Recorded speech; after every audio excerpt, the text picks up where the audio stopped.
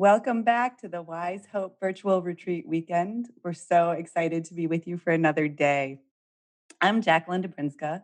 I'm the Community Outreach, Education, and Inclusion and Diversity Director for the Love, Serve, Remember Foundation. And I'm so grateful to be here to kick us off this morning as we explore this topic of wise hope, compassion, resiliency through this diverse lenses of Bhakti, Buddhism, Christian, and Sikh visionaries and teachers, especially during these mysterious times. I want to take a moment to talk about diversity. Ram Dass said, I do not feel that you came here just to stay on the edge, but to really climb in. The equanimity to face all of this cannot be rooted in denial. Rather, it must be rooted in an acknowledgement of how it all is. And so we are super glad to be hosting more female teachers and teachers of a variety of spiritual, social, cultural, and racial backgrounds at this retreat. And while it's a step forward for us, we recognize that it is not nearly enough and that we have work to do to create a more equitable, inclusive, and diverse organization, one with more Black, Indigenous, and people of color or the world majority as teachers in leadership. Our anti racism work is moving slowly and with many mistakes.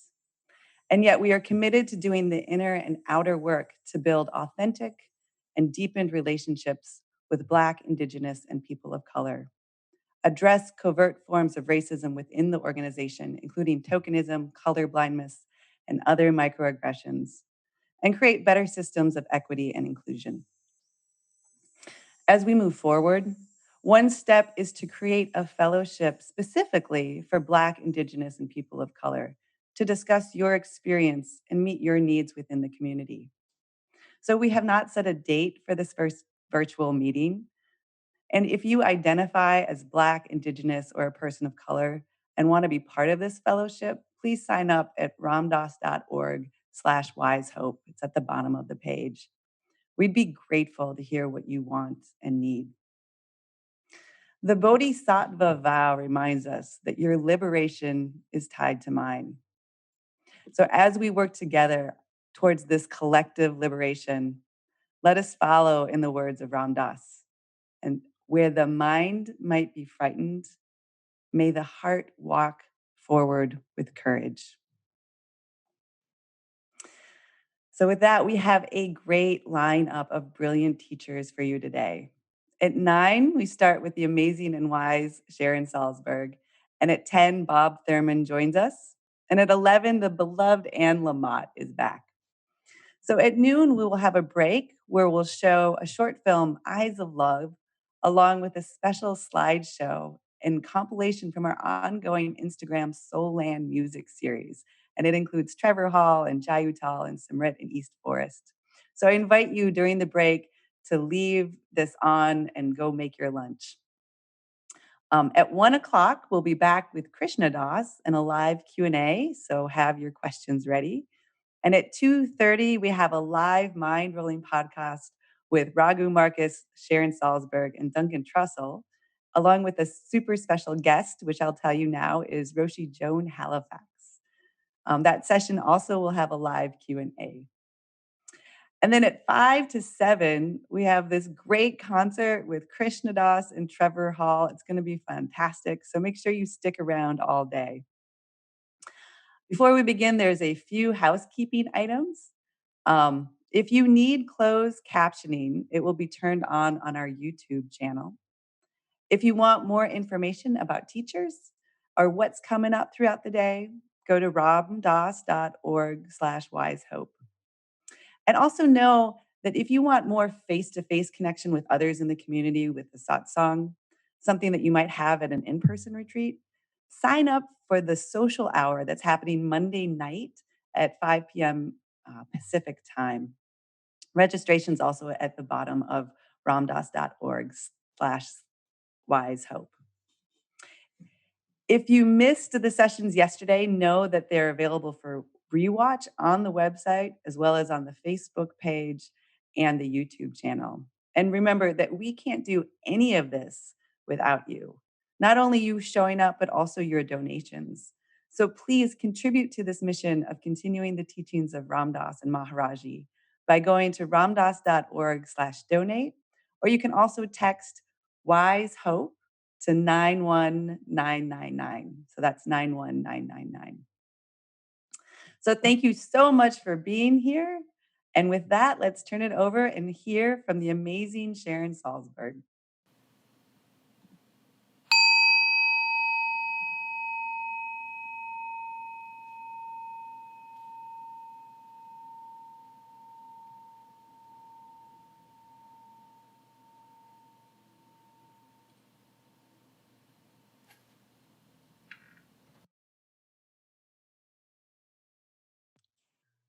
Hello there. How nice to be with you all. I know that people signed in last night from all over the world, and it's a very special feeling to have that sense of connection, which is really just astonishing.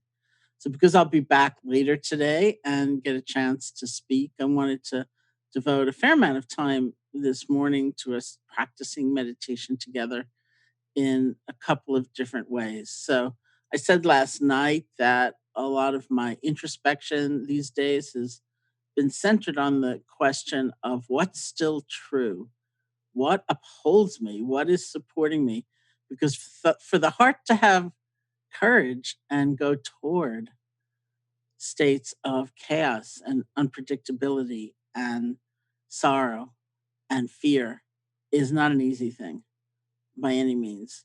And so, looking at the constituent elements of being able to go forward and be present has been a very important part of my own questioning in this last period of time.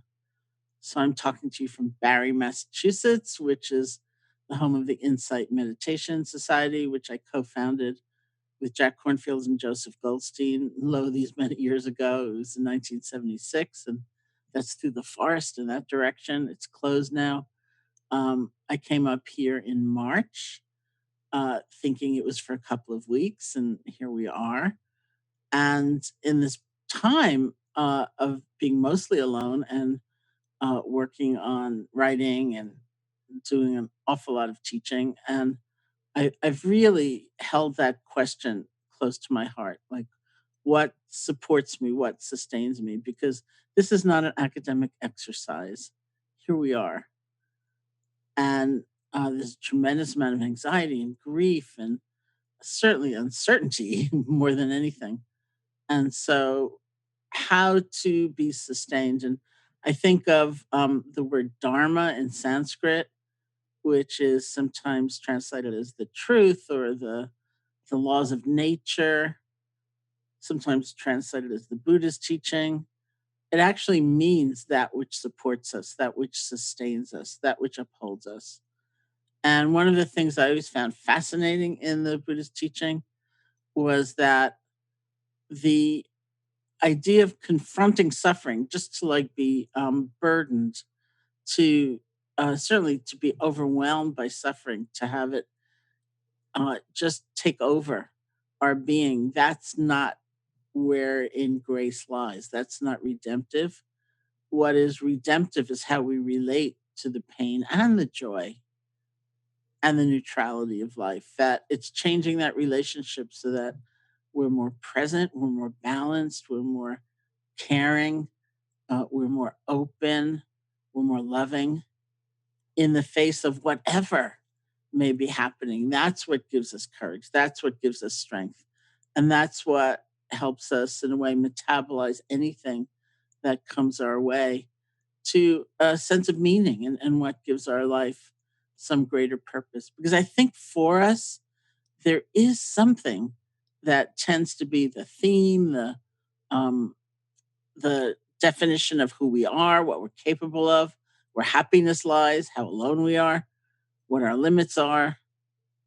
And very often that theme or that motto is something very constructed. It's very much absorbed from the stories others tell about us or the culture tells about us. And it can be awfully limited and sort of stunted in its way. Sometimes I tell the story about when we decided to buy the property next door, the Insight Meditation Society. This is the end of 1975. because we moved in February of 1976. And um, Jack had been living in Thailand, having a parallel life to what Joseph and I and Ramdas and Krishan Das and a bunch of people who are still close friends were having in India.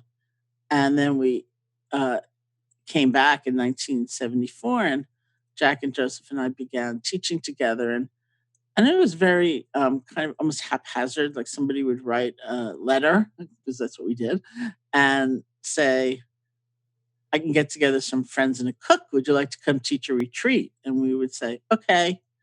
And then we would. And then at the end of that retreat, we never knew if there'd be another retreat. And then somebody suggested, well, why don't you start a retreat center of your own? It would be a kind of sacred site in this country, in the States, and a place where people could really gather.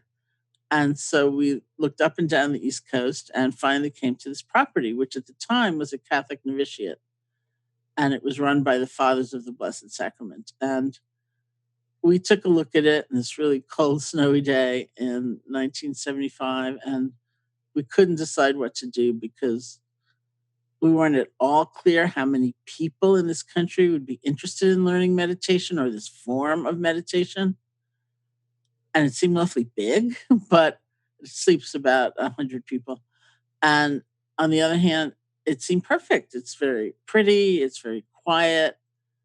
And so we couldn't decide what to do. We went to downtown Barrie for lunch, and Barrie is a very traditional New England town with a town green on it. And in those days, in the center of the green, there was a monument which had engraved upon it the Barrie town motto, which is, it turns out, tranquil and alert. So we took a look at that and we said, okay, that's an omen. Any town that has a motto like tranquil and alert should have a retreat center in it. And we bought it. And we did that because we felt it was an omen, because we talk about those two aspects of the mind, of the heart all the time. In meditation, we deepen calm and tranquility and peace and relaxation. And we also strengthen alertness and connection and awareness and investigation. It's both. And we also talk about bringing them into balance. So we bought the property, and it turns out the property, which is kind of sprawling, was built in different sections. And the main part of it, the first part of it, was a private home. It was built as a mansion by this man who at one point was the lieutenant governor of Massachusetts.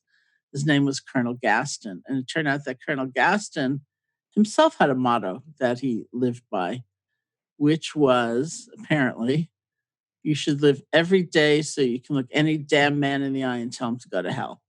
So I read that, and my first thought was, I wonder how well he was getting along with his neighbors, who presumably were going around trying to be tranquil and alert. But it reminded me, I love those two stories in juxtaposition, because it reminded me of how I really do believe we tend to have this sort of overarching theme that we are guided by, that forms sort of our North Star as we navigate the ups and downs and changes of life. And we don't often look at it. We don't necessarily know what it is. We don't necessarily acknowledge it and see if we can sort of stretch and make of it something more suited to who we really feel we are, rather than just the stories we have absorbed about who we are and what we should be doing and what's going to make us happy and how afraid we should be of others and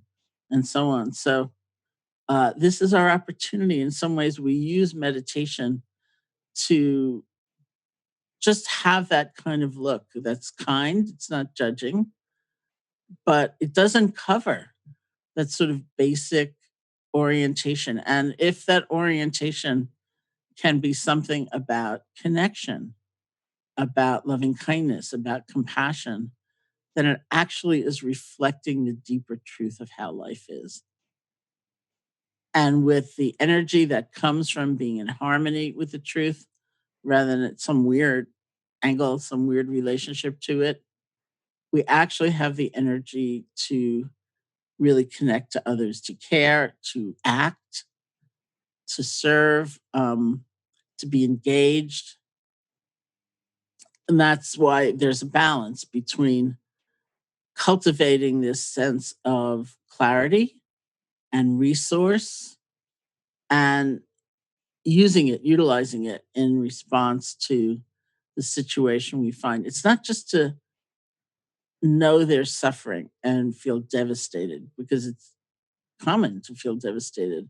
And I don't mean we will never feel devastated, but to dwell there forever and to define ourselves by it has us feeling ineffectual and overcome and defeated. We're just defeated before we even begin. Whereas if we can have some sense of resource within, some sense of inner strength, some sense of clear connection to the interconnected world as it is, some sense of being in harmony with the truth of how things are, then we have the opportunity to really act without just falling into so much burnout and frustration and a sense of futility because it's coming from somewhere else. So for me, meditation has served. It doesn't have to be meditation, of course, but some way of being in touch with our inner world. And for me, it has been meditation. I went to India in 1970 when I was very young. And I began my meditative life in January of 1971. I went into an intensive 10-day meditation retreat, and that's where I met people like Joseph Goldstein and Ram Dass and Krishna Das. And Krishna Das was Jeffrey in those days. Um, and it was a real shift in everything for me, you know, what I believed my life was about, what I felt I was capable of, the power of just a moment of stepping back and taking a breath, the force of loving kindness when actively practiced. It all began right there. So for me, all these years later, I am incredibly supported by my own meditation practice, as well as the community that I feel so blessed to be a part of. So from the very beginning, meditation was presented to me as a kind of skills training. And it's a skills training in a lot of different ways. One is just that moment of rest, you know, like give yourself a break. It doesn't mean you're abolishing thoughts or dismissing them or feelings, but you're stepping back a bit so that there's a little more space. One of the things that seems clear if we're tremendously caught up in fight or flight or freeze, different stress responses, we stop breathing. So let's just take a breath. And instead of being lost in the maelstrom of everything that's coming up, let's rest and be with our sense of presence with the breath or whatever object we're choosing and be able to pay attention to what's happening without being consumed by it in some way. So using my practice to center some and to really get a sense of rest, even if just for a moment. And I say rest very advisedly. I wrote a book years ago, actually it was 10 years ago, called Real Happiness, which has a lot of guided meditations in it. And the first time it came back from the publisher, from the editor, she said, "You're using the word rest a lot. Are you very tired?" And I wrote back and I said, "Well, probably, but that's actually the word. We just rest."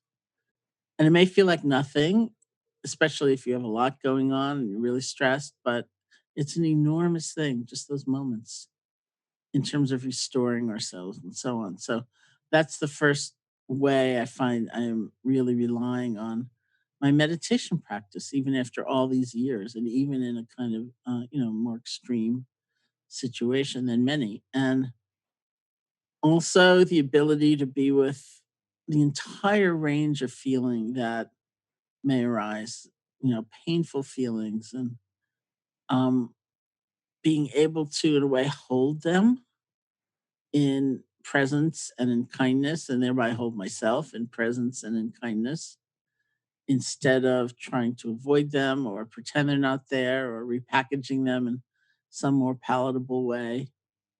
And also to remember to take in the joy, to not be so distracted or overcome or have such impossible standards that I don't even let in the wondrous things and the beautiful things that are happening because we need those too.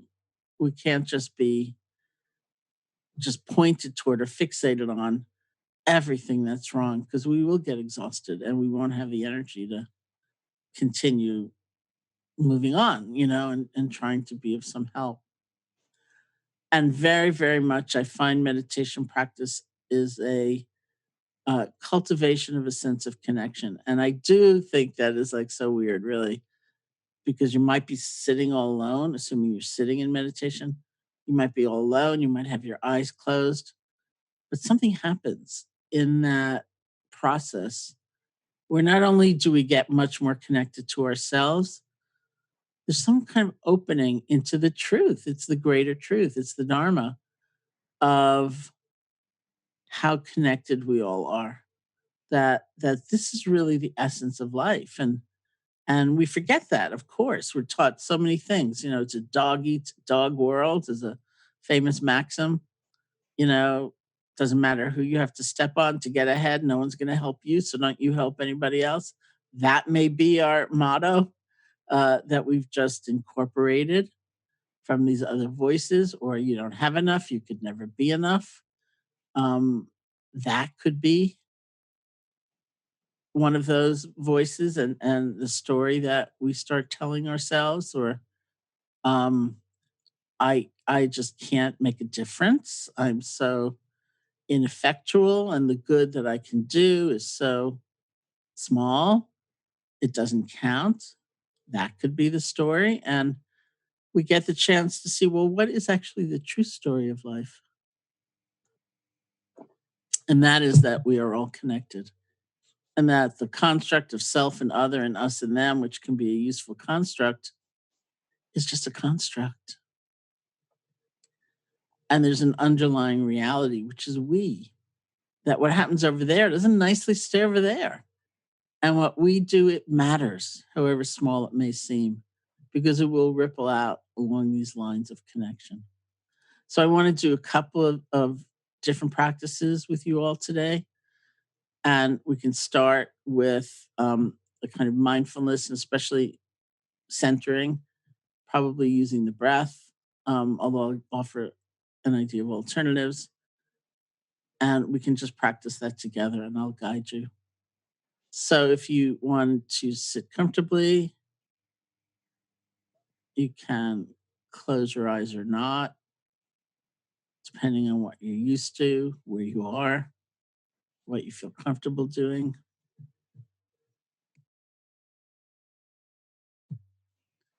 If your eyes are open, they can also be like a little bit open.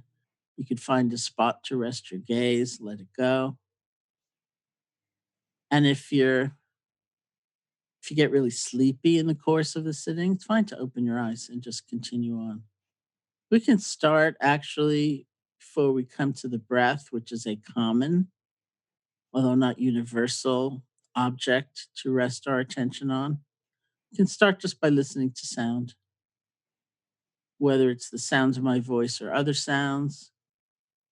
It's a way of relaxing deep inside, allowing our experience to come and go.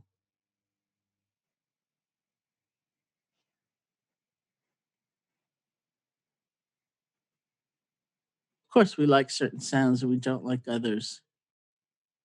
We don't have to chase after them to hold on or push away. Just let them come, let them go.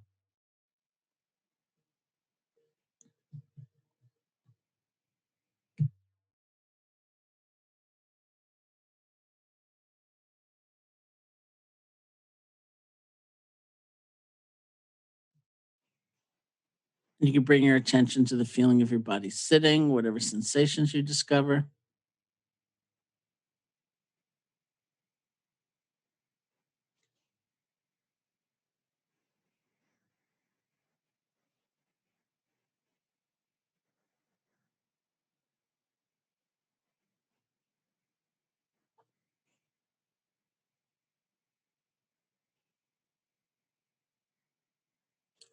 Bring your attention to your hands and see if you can make the shift from the more conceptual level, like oh, fingers, to the world of direct sensation, picking up pulsing, throbbing, pressure, whatever it might be. You don't have to name these things, but feel them.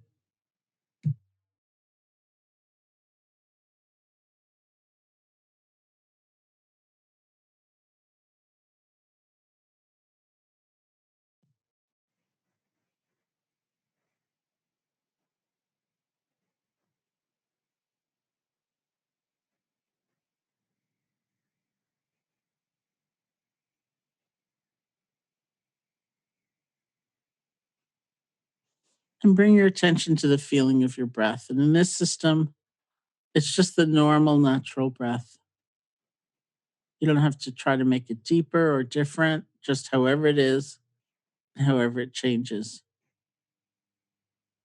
See if you can find the place where the breath is strongest for you or clearest for you. The nostrils, the chest, or the abdomen. Bring your attention there and rest. See if you can feel one breath without concern for what's already gone by, without leaning forward for even the very next breath, just this one. And for some people, the breath doesn't really work. There's physical limitations, there's emotional entanglement, whatever. And that's fine. Use another sensation in your body, something that is appearing anyway. Because the idea is to have a familiarity or a sense of homecoming with something that's already happening. You don't have to create in some way. So let's say it's the breath, just the normal, natural breath, and let the breath come to you. Early in my practice, I was so like freaked out and hyper vigilant that as soon as this breath was beginning, I'd be kind of mentally leaning forward for the next 50. So I used to say to myself, settle back, let the breath come to you. I also used to say, you're breathing anyway. All you need to do is feel it. Because I had so much performance anxiety. It's like I'd never done it before. So settle back. Let the breath come to you. It's just one breath.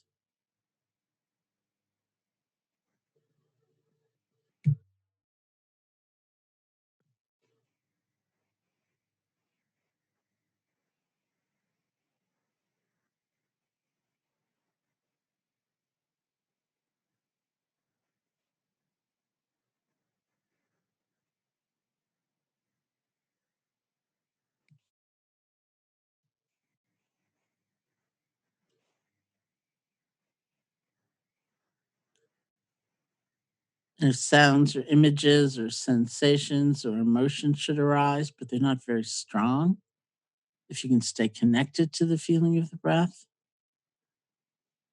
just let them flow on by. You're breathing. It's just one breath.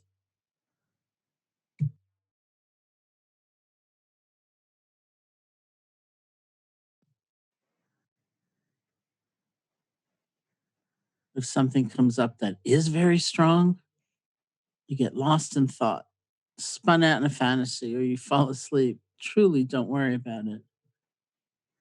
We say the most important moment in the whole process is the next moment after you've been gone, after you've blown it, so to speak, after you've disconnected. It's the moment we have the chance to be really different. So instead of chastising yourself and being down on yourself and calling yourself a failure, see if you can let go gently and just bring your attention back to the feeling of the breath or whatever that object is. We let go and we begin again. That is really the essence of the practice.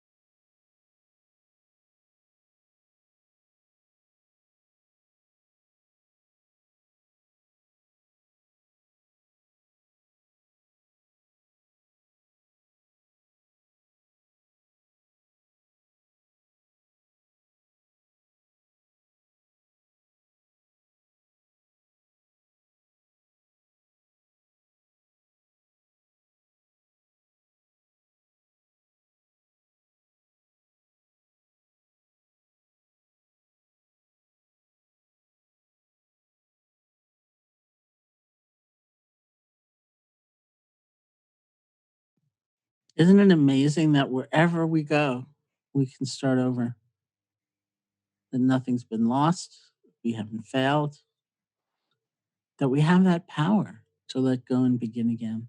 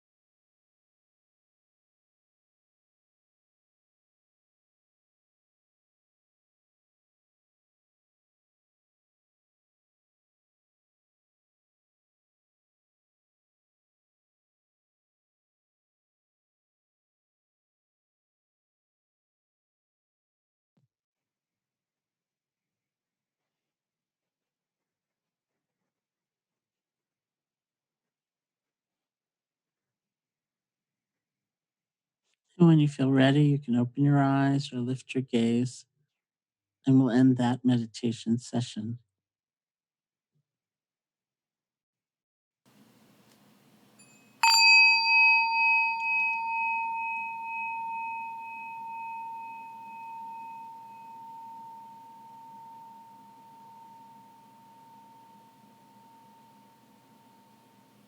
Thank you for that.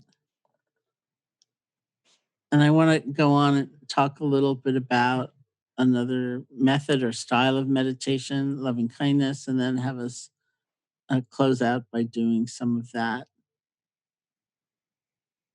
So, mindfulness practice, which we just did the foundational exercise of, which then expands to being with feelings and thoughts and so on, is primarily designed to help us get closer to our experience, see it for what it is, and see underlying truths like the truth of interconnection through whatever's happening. We say mindfulness doesn't take the shape of what it's watching because it's about how we're relating to what our experience is, not exactly what our experience is. And of course, it's so funny in these days because meditation is much more popular and uh, so much more popular, and people, all of us, if somebody asked us, well, how was your sitting today?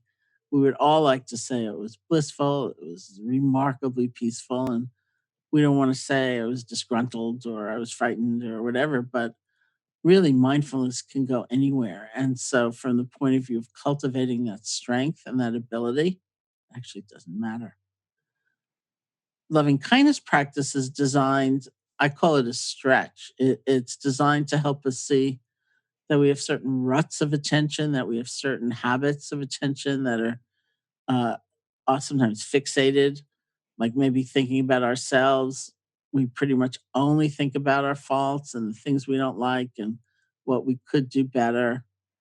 And it's a stretch to think basically, what's the good in me or what's the good in my life? Or think about all the people we normally look right through, we just count, we don't care about, not even through bias or prejudice, but just indifference. And I had this really odd experience not too long ago because I have this book coming out September 1st, and I was reading aloud, it was being recorded, one of the meditations in the book for this journalist who had chosen the meditation. And so, in loving kindness practice, what we're doing is we are experimenting with how we are paying attention and who we're paying attention to, and that the degree of presence compared to distractedness of our attention. We're not trying to force a feeling or make believe something is happening, but we're stretching. What's it like if I look at myself and wish myself well instead of going through the same list, the interminable list of my faults again and again and again and again? What's it like? to look at somebody I normally greet with indifference differently. So that was the meditation that the journalist chose. There are ways of doing loving kindness where we offer it to ourselves, we offer it to those who've cared for us or helped us or inspired us. And we offer loving kindness to those who we tend to disregard, again, through indifference. And so commonly we say, well, choose someone in your life that you will tend to run into now and then that you feel pretty neutral about. You don't especially like them or dislike them. And the reason we say choose someone in your life is because you may not see any great changes in the formal period you're meditating, but because you run into them now and again, you will see the changes there.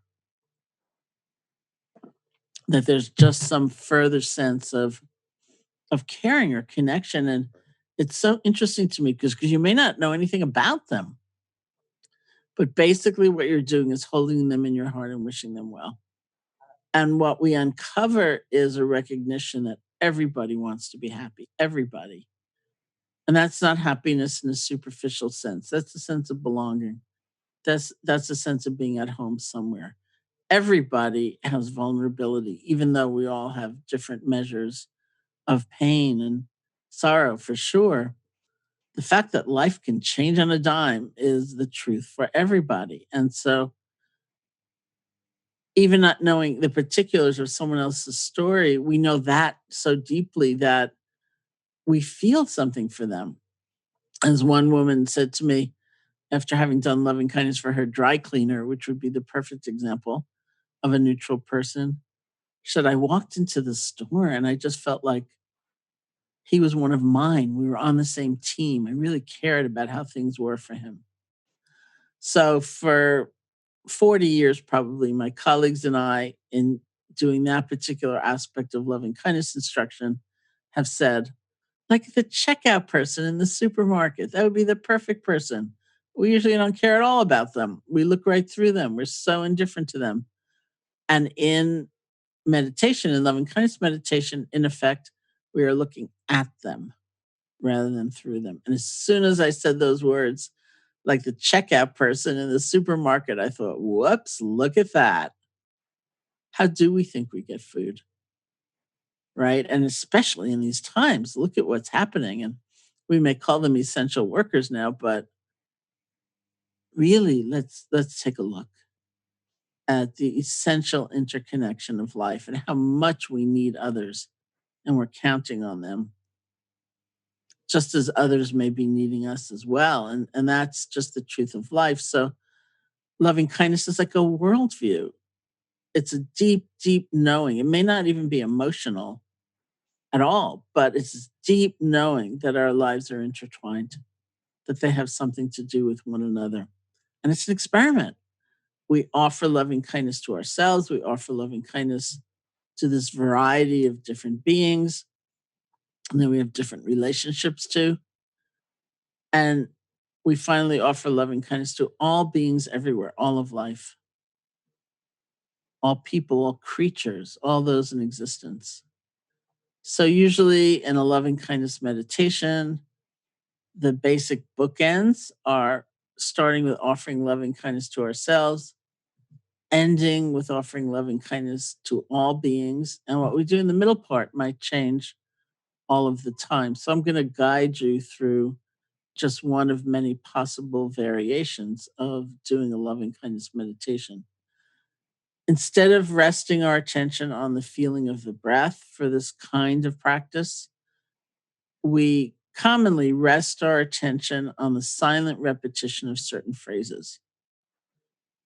The phrases are the conduit of the heart, they are the vehicle for paying attention differently.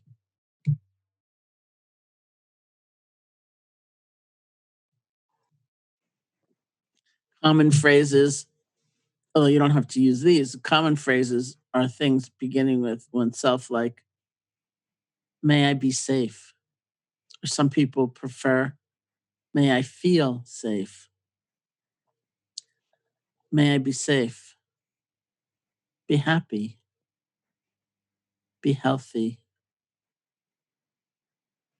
live with ease. Live with ease means in the things of day to day life, like livelihood and family, may it not be such a struggle.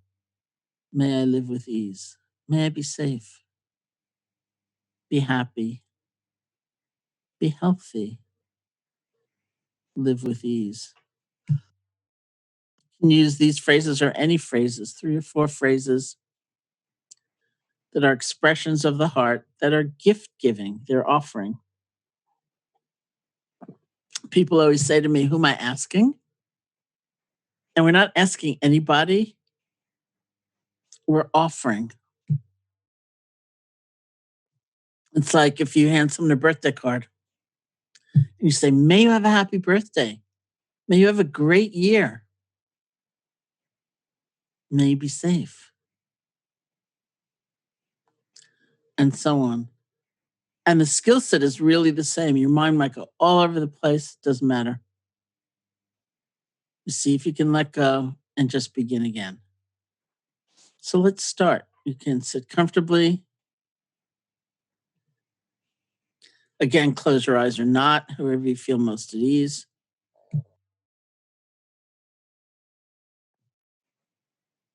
Let your energy settle into your body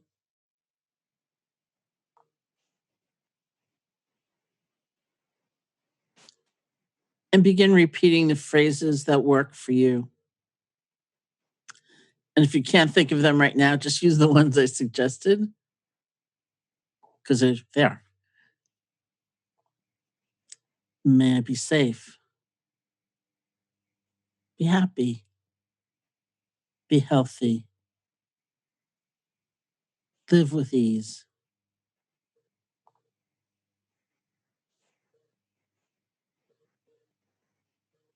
It's a blessing. It's bestowing this gift of paying attention differently.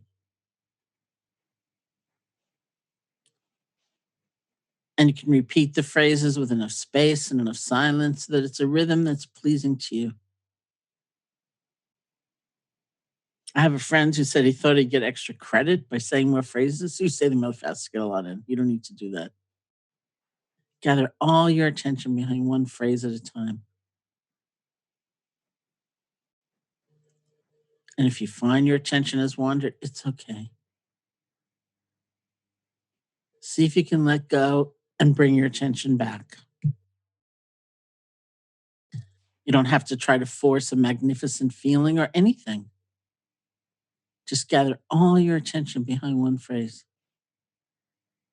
and then the next.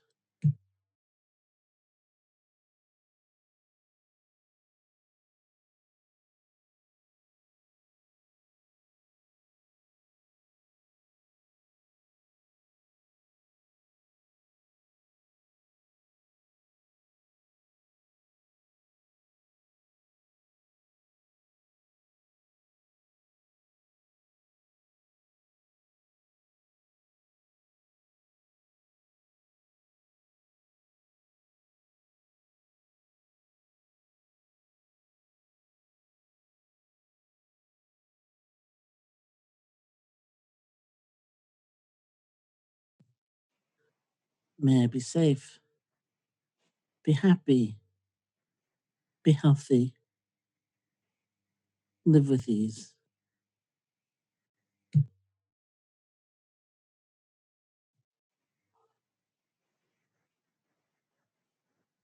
We're going to give a little airtime to this side of things, which may not get much.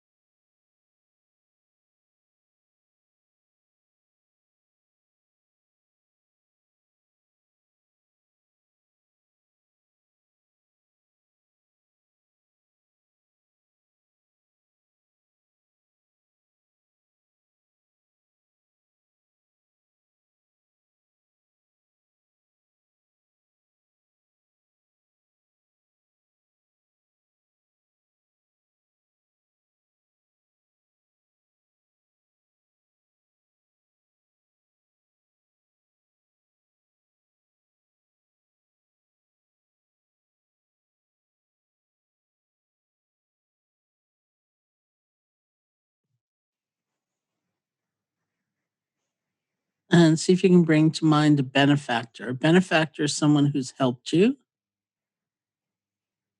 Maybe they've helped you directly. They've helped pick you up when you've fallen down, or maybe you've never met them. They've inspired you from afar.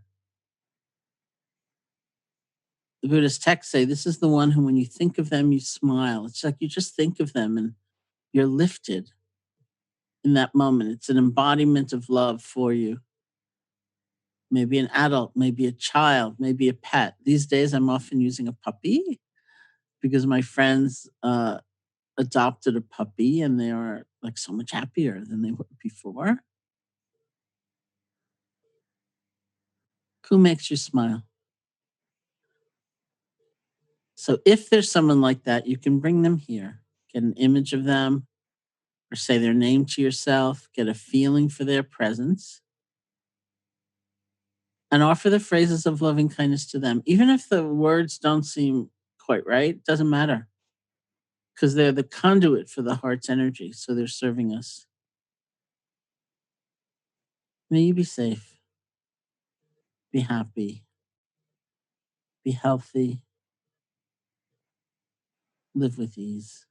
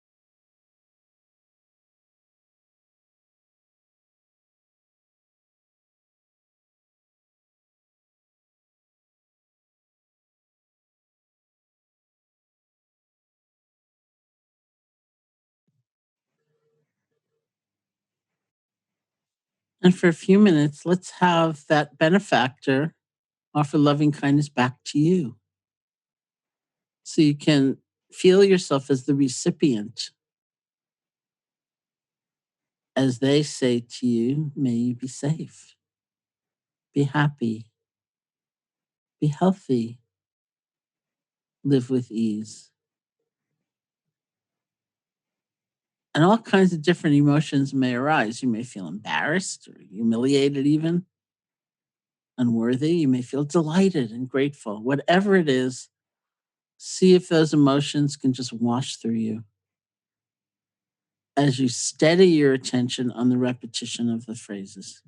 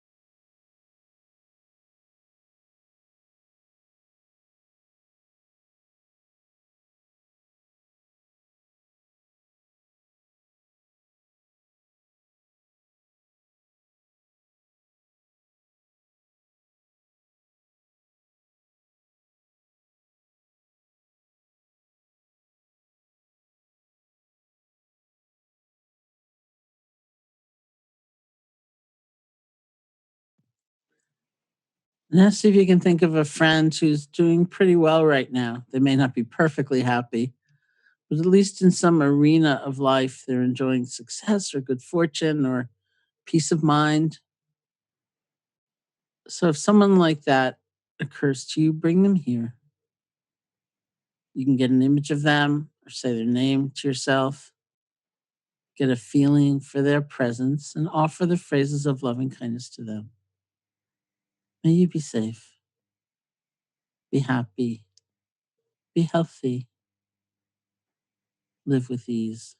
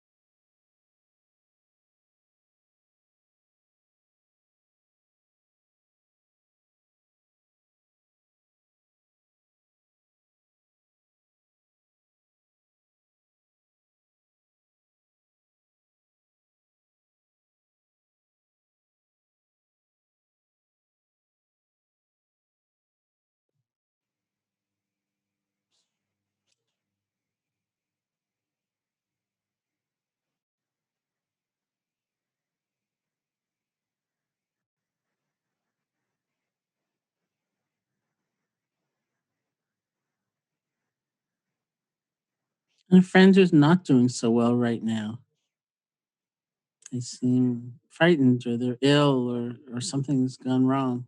Bring them here. See what happens as you offer the phrases of loving kindness to them. May you be safe, be happy, be healthy, live with ease.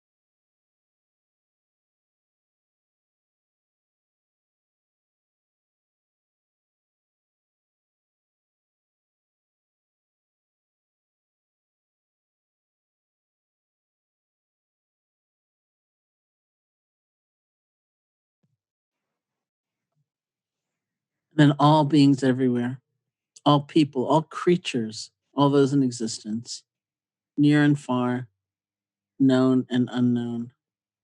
May all beings be safe, be happy, be healthy, live with ease.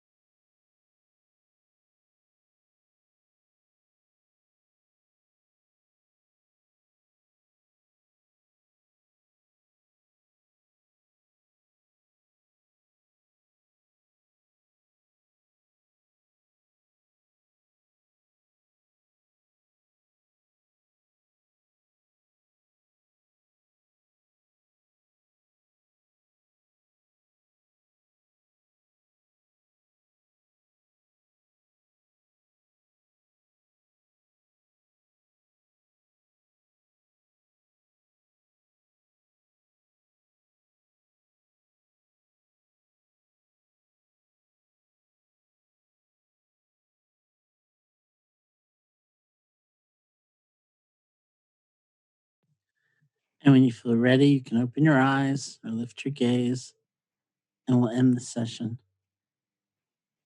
Thank you so much.